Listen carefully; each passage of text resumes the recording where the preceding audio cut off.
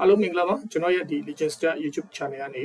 ေတော်လကောင် Facebook ကနေတော်လကောင်ပြန်ပြီးကြိုဆိုလိုက်ပါတယ်ကျွန်တော်ဒီနေ့ပြောပြသွားမယ့်အကြောင်းအရာကတော့ကျွန်တော်တို့ဒီ YouTube မှာကျွန်တော်တို့ဗီဒီယိုတွေလုပ်တဲ့ခါကျရင် copyright လွတ်အောင်လို့ပေါ့နော်ကျွန်တော်တို့ဘယ်ကပုံတွေတွားယူရမလဲဘယ်ဗီဒီယိုတွေသုံးမလဲဆိုတဲ့အကြောင်းအရာကိုကျွန်တော်ဝင်ကတွားမှာဖြစ်ပါတယ်အခုကျွန်တော်ဒီဥစ္စာကိုတော့ကျွန်တော်အနေနဲ့ဒီ ChatGPT ကိုကျွန်တော်တို့အသုံးပြုသွားမယ်ပေါ့နော် ChatGPT ကိုအသုံးပြုပြီးတော့ကျွန်တော်တို့ဘယ် website တွေကနေကျွန်တော် copyright free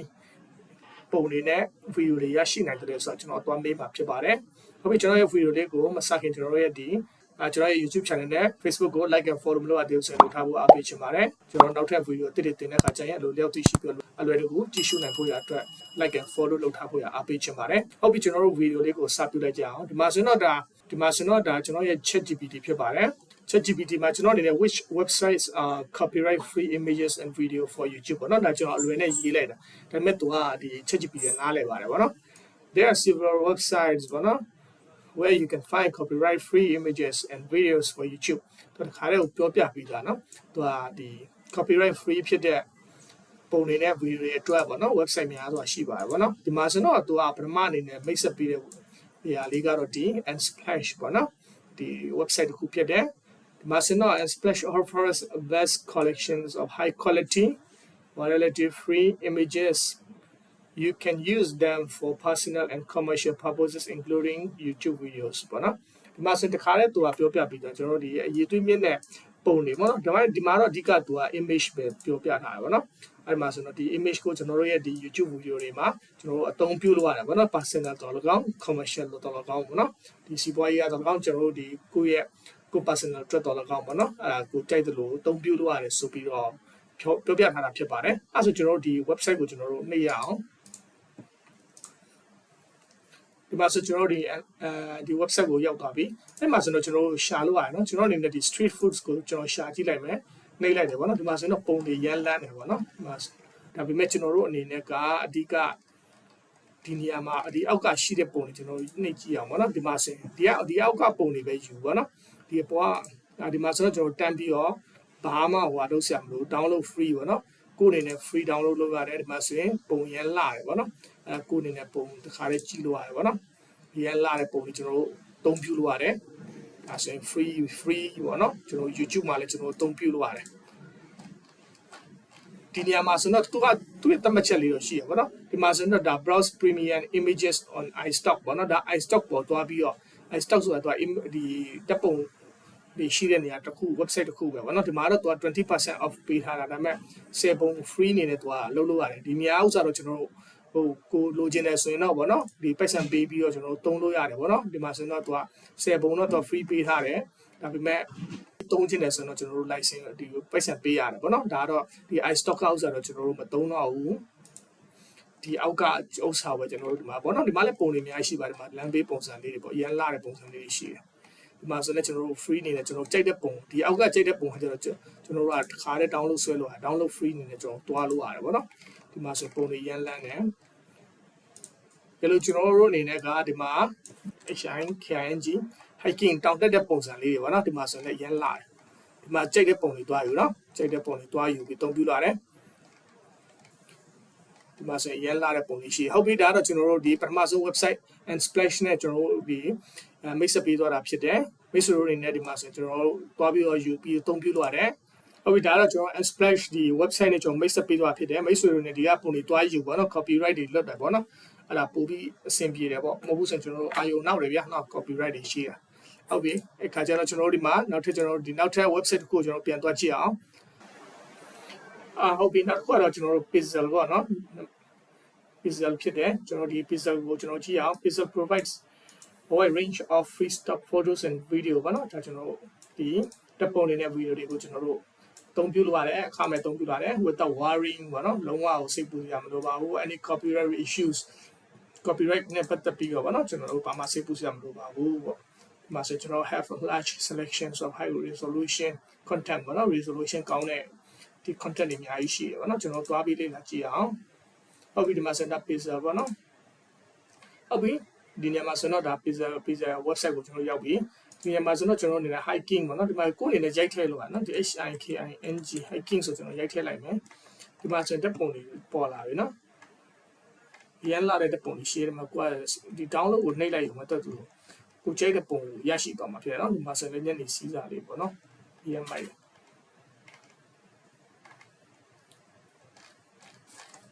ကိုကြိုက်တဲ့ပုံကိုထောက်ပြီး free download နှိပ်လိုက်ရုံပဲနော်အခုအနေနဲ့ဒီ Canva ထဲကိုသွားချင်တယ်ဆိုရင်ရ starting edit for free ပေါ့နော်ဒါ editing Canva ကျွန်တော်တို့ဒီ free editing software ဖြစ်တယ်ကိုကဒီအောင်နှိပ်လိုက်တယ်ဆိုရင် auto ဟိုဘက်ကိုရောက်သွားလိမ့်မယ်နော်ကိုရဲ့ Canva ထဲကိုရောက်သွားလိမ့်မယ်ဒီမှာဆိုကျွန်တော်တို့အနေနဲ့ဒီမှာဆိုရင် video လိုချင်တယ်ဆိုရင် video ကိုနှိပ်လိုက်နော်ဒီမှာ video ရှိတယ်အမှဆိုရင်ဒါတွေက video ဖြစ်တယ်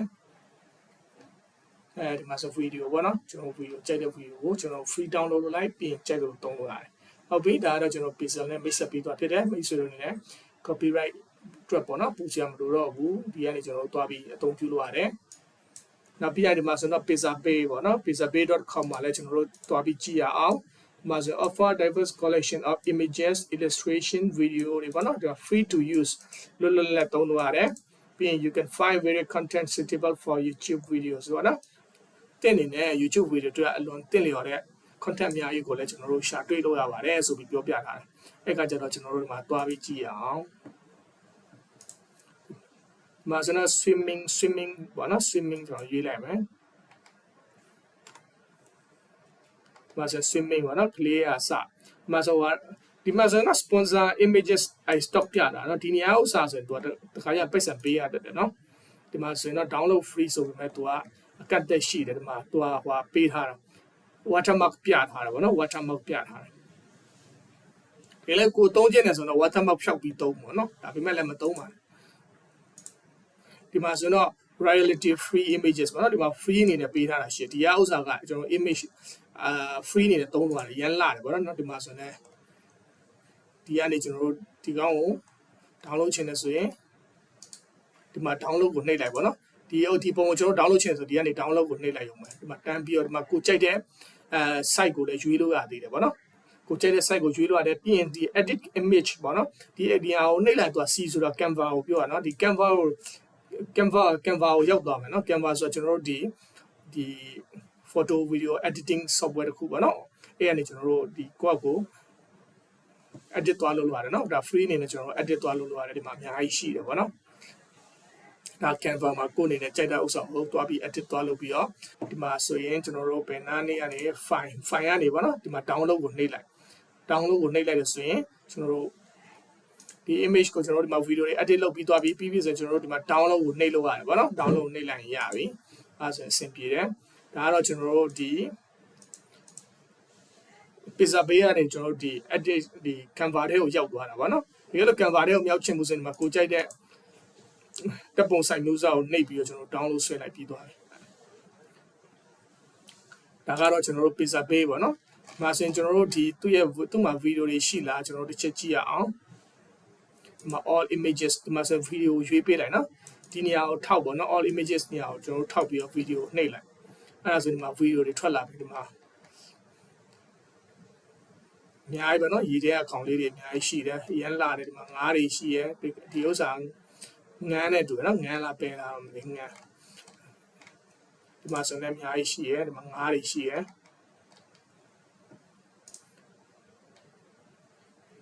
လာတယ်နော်ကိုနေနဲ့ကြိုက်တဲ့ဥစ္စာကိုယူသုံးလာတယ်ဒီမှာ download free နဲ့ချလိုက်အဲ့ဆိုရင်အဆင်ပြေသွားပြီဟုတ်ပြီဒါတော့ pixelpay မှာကျွန်တော်တို့လေ့လာသွားတာဖြစ်တယ်ကိုကြိုက်တဲ့အရာကိုကျွန်တော်တို့ဒီမှာစာရိုက်ပြီးတော့ရှာလိုက်ပေါ့နော်ပြီးရင်ကျွန်တော် edit ပြန်ပြီးတော့ပြန်သုံးပါနော်ဒီမှာတော့ VINDEEZY ပေါ့နော်ဒါတော့ကျွန်တော်ဘယ်လိုတန်ထွက်မလဲတော့ကျွန်တော်လည်းမပြောတတ်ဒီမှာဆိုတော့ကျွန်တော်တို့သွားပြီးတော့ကျွန်တော်လေ့လာလို့ရတယ်ဒီမှာဆိုရင်ကျွန်တော် hiking video ကိုကျွန်တော်ပြန်ရွေးကြည့်မယ်နော် hiking ကိုရွေးတဲ့ဆိုရင်ဒီမှာဆိုတော့ဒီနေ့မှာ sponsor video ရှိတယ် share stock ဆိုတာရှိတယ်ဒါ share stock ဆိုတာလည်းသူကဓာတ်ပုံတွေကိုပုံတွေ video တွေပေးတဲ့ website တစ်ခုဖြစ်တဲ့ဒါပဲသူကပိုက်ဆံယူတယ်ဗောနော်အဲ့ခါကျတော့ဒီနေရာကပုံတွေကိုကျွန်တော်မယူပါနဲ့ဒီဘက်မှာအောက်ဘက်မှာကျွန်တော်တို့ဒီ free video တွေရှိတယ်ဒီနေရာမှာဒါ free တွေဗောနော်အဲ့ဒီအရာလေးကျွန်တော်နှိပ်လိုက်ပါဒီမှာဆိုရင်တော်တဲ့သွားတဲ့ပုံလေးတွေကျွန်တော်ကြည့်ရဒီကနေ free download ကိုကျွန်တော်နှိပ်ပြီးအသုံးပြုလို့ရပါတယ်10 second ရှိတယ်ဟုတ်ပြီဒါတော့ကျွန်တော် VINDEEZY မှာနော်ဒီကနေကျွန်တော်တို့သွားပြီး video တွေဓာတ်ပုံတွေအသုံးပြုလို့ရပါတယ် နောက်တစ်ခုကတော့ကျွန်တော်တို့ဒီ cover ပေါ့နော် cover provide free high quality videos for commercial non commercial စီးပွားဖြစ်တော်၎င်းစီးပွားမဖြစ်တော်၎င်းပေါ့နော်ဒါကျွန်တော်တို့ဒီမှာအသုံးပြုလို့ရတယ် YouTube video အတွက်ပေါ့နော်ဒီမှာဆိုကျွန်တော်တို့တွားကြည့်အောင်ဒီမှာဆိုလည်း video တွေအများကြီးရှိရပါနော်အခုဒီမှာဆိုတော့ free stock video ရှိရနော်ဒီမှာဒီနေရာဥစ္စာပဲတုံးနော်ဒီမှာဆိုတော့ related share stock video ပြန်ဖြစ်သွားတယ်ဒီအောက်ကဥစ္စာဟိုဖြစ်သွားတယ်ပိတ်ဆက်ပေးရတယ်ဗောနော်ပိတ်ဆက်ပေးရတဲ့ဥစ္စာလေးလည်းတော်တော်လမ်းတယ်ဗောနော်အားကြောင့်မလို့လည်းသူပိတ်ဆက်ပေးခိုင်းတယ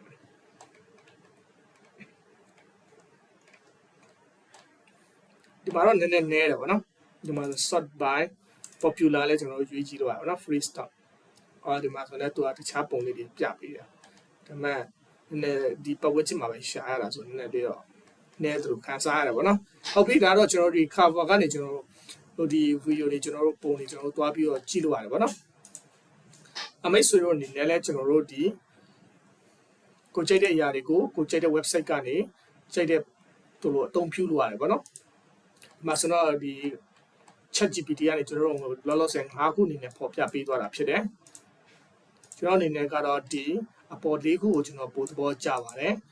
splash ကြိုက်တယ် pixel ကြိုက်တယ် pixel page ကြိုက်တယ်ဗောနော်ဒီဥစ္စာလေးလည်းကြိုက်ပါတယ်ဒီဥစ္စာကျတော့ကျွန်တော်တို့ခုနကြည့်ရတဲ့ပုံစံကနည်းနည်းလေးနဲတယ်ဒါပေမဲ့မိတ်ဆွေတို့အနေနဲ့လည်းတွားပြီးရှာကြည့်ပါပို့ပြီးများတာတွေ့မလားဗောနော်ဒါတွေကတော့အားလုံးက free ပါပဲ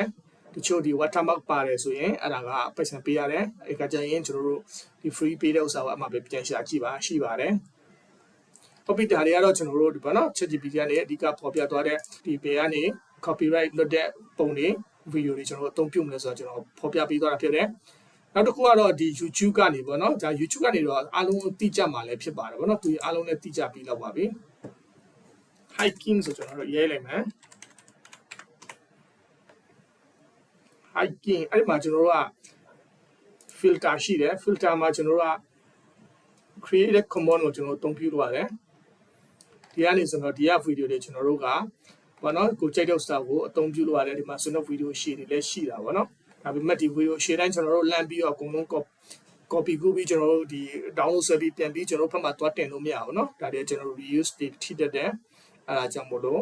ကိုအနေနဲ့ကပြောရရင်လိုအပ်တဲ့အပိုင်းလေးပေါ့နော်5စက္ကန့်လောက်ကျွန်တော်တို့ပြန်ဖြတ်ပြီးတော့ပြန်ပြီးတော့အသုံးပြုပေါ့နော်ပြီးရင်နောက်တစ်ပိုင်းကိုကျွန်တော်တို့5စက္ကန့်6စက္ကန့်လောက်ပေါ့နော်အဲ့ထက်နည်းပြီးတော့ကျွန်တော်တို့ဖြတ်နိုင်တယ်ဆိုတော့လည်းပိုကောင်းတာပေါ့နော်အဲ့ခါကျရင်တစ်စင်ပြီးတစ်စင်ကျွန်တော်တို့လုပ်သွားလို့ရတယ်ပေါ့နော်ဒါကကိုယ့်ရဲ့ video editing ပုံမူတည်ပြီးတော့ကျွန်တော်တို့အသုံးပြုလို့ရတယ်ပေါ့နော်ဟုတ်ပြီဒါကတော့ကျွန်တော်တို့ဒီ YouTube ကနေပြတဲ့အရာတစ်ခုဖြစ်တယ်ဘယ် YouTube ကနေဘယ်နေရာမှာကျွန်တော်တို့ဒီ copyright လွတ်တဲ့ video တွေကျွန်တော်တို့အသုံးပြုလို့ရတယ်ဆိုတာပြသွားတာဖြစ်တယ်ဒါပေမဲ့ကျွန်တော်အနေနဲ့ကတော့အဓိက safety ဖြစ်တာကတော့ဒီဘက်ကဥစ္စာတွေခုနကတော့ကျွန်တော်တို့ပြောတဲ့ website ကဥစ္စာတွေကပို့ပြီးတော့ safety ဖြစ်ပါတယ်ပေါ့နော်နောက်တစ်ခုကတော့ကျွန်တော်တို့ဒီ Wikimedia Commons ပေါ့နော်အဲ့ဒီကနေကျွန်တော်တို့ဒီရှေ့ခေတ်ပုံဟောင်းတွေတော်တော်များများကိုကျွန်တော်ဒီကနေရှာလို့ရတယ်ပေါ့နော်ကျွန်တော်ဒီ Titanic သင်္ဘောမှာဆိုရင်တော်တော်များများဒီ Titanic image ဓာတ်ပုံတွေပေါ့နော်အဲ့ဒီဓာတ်ပုံတွေတော်တော်များများကိုလည်းကျွန်တော်ဒီ website ကနေပဲယူထားပါတော့။ဒါဆိုကျွန်တော် Titanic လို့ကျွန်တော်ရိုက်ထည့်လိုက်မယ်။ဒီမှာဆိုရင်ရှေ့ခေတ်ပုံဟောင်းတွေလည်းတော်တော်များတယ်ပေါ့နော်ကျွန်တော်ပုံသစ်တွေလည်းအများကြီးရှာလို့ရပါတယ်။ဒီမှာဆိုတော့ဒါ Titanic နဲ့ပတ်သက်ပြီးကျွန်တော်ဒီကနေပဲအများဆုံးယူထားပါတော့။ဒါတော့မှဒီထဲမှာကျွန်တော်လိုက်ရှာတာဒီ David Blaine နဲ့ဒီသူရဲ့တော့ပေါ့နော်တော့ကိုလုံးဝရှာမတွေ့ဘူးအဲ့ဒါပေါ့နော်အဲ့ကြောင့်မိတ်ဆွေတို့လည်းရှာတွေ့လာတော့မသိဘူးပေါ့နော်ရှာကြည့်ပေါ့ဒါပေမဲ့တော့ဒီတချို့တွေပြောတာကတော့ဒီတချို့စာတွေထဲမှာဖတ်ရတာပေါ့နော်အဲ့ခါကျတော့သူတို့ကဒီ David Blaine ပုံစံကတော့ဒီသင်္ဘောစိတ်ကမ်းနားမှာလမ်းလျှောက်နေတဲ့သူက David Blaine ဖြစ်တယ်ဆိုပြီးသူတို့သုံးသပ်ထားလည်းရှိတယ်ပေါ့နော်ဒီပုံကတော့ဒီမှာမရှိတော့ခုဒီမှာလောလောဆယ်တော့ဒီမှာတော့ရှာမတွေ့သေးဘူးနော်ရှိတော့ရှိရတယ်ဒီအောက်ဘက်မှာရှိရတယ်သူကနည်းနည်းလေးရှာရတော့မှာဟုတ်ပြီအခုဒီမှာဆိုတော့ကျွန်တော်တို့ဒီမှာဓာတ်ပုံတွေရှိရပါတော့ဒီမှာကိုကြိုက်တဲ့ပုံကျွန်တော်တို့ခောက်ဒီမှာဆို Titanic သင်္ဘောပုံဟောင်းတွေအများကြီးရှိတယ်ဒီမှာဆိုကျွန်တော်တို့မှာ public domain ပြတာ public domain ရဲ့အတိတ်ဘက်ကကျွန်တော်တို့ကိုကြိုက်တဲ့လိုကူးယူခွင့်ရှိရပါတော့အဲ့ဒီဟို David Blaine တို့အဲ့ဒီသူတို့ key လေးလံတင်ရောင်းတဲ့ဥစ္စာဆိုတခြား website တွေမှာရှိတယ်အဲ့ဒီသူတို့ website တွေမှာတခါတည်းအောက်မှာဖော်ပြထားတာလုံးဝပေါ့နော်သူတို့ယူကူးတာရှိလို့ report လုပ်တာရှိရင်သူတို့လမ်းပြီးတော့ဗောနော် copyright တွေသူတို့လုပ်မယ်ဖြတ်ထုတ်မယ်အဲ့လိုတွေပြောထားတာကြတော့နည်းနည်းဗောနော်အဲ့ဒီသူတို့ရဲ့ပုံတွေကိုယူသုံးလို့အဆင်မပြေဘူးဗောဗျာအဲ့ဒါကြောင့်မို့လို့ကျွန်တော်အနေနဲ့က အဲ့ဒီ Titanic နဲ့ပတ်သက်ပြီးသူ့ရဲ့ thought နဲ့ပေါ့နော်အဲ့ဒီ David Blaine ရဲ့ပုံမျိုးကျွန်တော်အသုံးပြုဖို့တခြား website မှာရှိတော့ရှိပေမဲ့အသုံးပြုဖို့အတွက်ကအဆင်မပြေဘူးเนาะတခြား website မှာရှိတယ်ဒါပေမဲ့အသုံးပြုဖို့အဆင်မပြေဘူးဖြစ်တယ်ဒီမှာဆိုလည်း creative commons attribution ပေါ့နော်ဒီလိုပုံစံဆိုလည်းကျွန်တော်သုံးပါတယ်တော်တော်များများကတော့ဒီတော့ public လည်းလုပ်ထားတယ်ဒီ creative commons လည်းဖြစ်တယ်ကျွန်တော်တော်တော်များများပုံတွေကိုဒီကနေကျွန်တော် copyright လုပ်အောင်ပေါ့နော်ကျွန်တော်အသုံးပြုလို့ရတယ်အဲဒီ Titanic တော်တော်များများတပ်ပုံတွေဆိုရင်ကျွန်တော်ကြည့်ရတဲ့လောက်ကတို့ဒီကနေပဲယူထားတာဖြစ်မှာပေါ့နော်ဘာလို့ဆိုတော့ပုံတွေတော်တော်ခက်ဆင်ဆင်များတယ်ပေါ့အဲကြောင့်မလို့လည်းကျွန်တော်ဒီ website ကိုပြန်ပြီးဝေမျှပေးတာဖြစ်တဲ့မိတ်ဆွေတို့အနေနဲ့ဒီ creative media commons ကနေကျွန်တော်တို့တွားပြီးတော့ဒီရှေ့ခေတ်ပုံဟောင်းလေးတွေတော့လည်းကောင်းပါနော်ဟိုကြိုက်တဲ့ပုံတစ်တွေရှင်းနေရိုက်ထည့်ကြည့်ပါဗျာပုံဟောင်းတွေကတော့ဒီမှာတော့တော်တော်များတယ်တခြား website တဲ့ဆိုင်ပေါ့နော်တခြား website မှာလည်းသူတို့ပြင်ထားတာဒီမှာတော့ဒီ Titanic နဲ့ပတ်သက်ပြီးပုံတွေလည်းတော်တော်လေးများပြီးတော့ free ပေးထားတယ်ပေါ့နော်အဲကျွန်တော်သုံးပြုခွင့်ပေးထားတယ်ပေါ့နော်အဲကျွန်တော်တို့ဒီကနေတွားပြီးယူကြည့်လို့ရပါတယ်ဆိုတော့ကျွန်တော်ထပ်ပြီးပြန်ပြီးမျှဝေပေးတာဖြစ်ပါတယ်ဟုတ်ပြီအားလုံးလည်း copyright တွေလွတ်ပြီးတော့ဗီဒီယိုတွေအကောင်းဆုံးကျွန်တော်တို့ဖန်တီးပြီးတော့တင်နိုင်ကြပါစေလို့ဆုတောင်းပေးပါတယ်လိုအပ်တာတွေရှိရဆိုရင်ထောက်ပြပြီးအကြံပြုလို့ရပါတယ်တခြားမသိသေးတဲ့သူတွေလည်းကျွန်တော်တို့သိအောင် like and share လုပ်ခြင်းအပြင်ဝေမျှဖို့ရအားပေးခြင်းပါတယ်ကျွန်တော်ရဲ့ YouTube channel နဲ့ Facebook ကို subscribe နဲ့ like မလုပ်ရသေးဘူးဆိုရင်လုပ်ထားဖို့ရအားပေးခြင်းပါတယ်နောက်တဲ့ဗီဒီယိုအသစ်တွေကိုလည်းကျွန်တော်ဒီသလောက်မှတ်သလောက်ပြန်ပြီးတော့ပြန်လဲဝေမျှပေးတော့မှာဖြစ်ပါတယ်အားလုံးကိုကျေးဇူးတင်ပါတယ်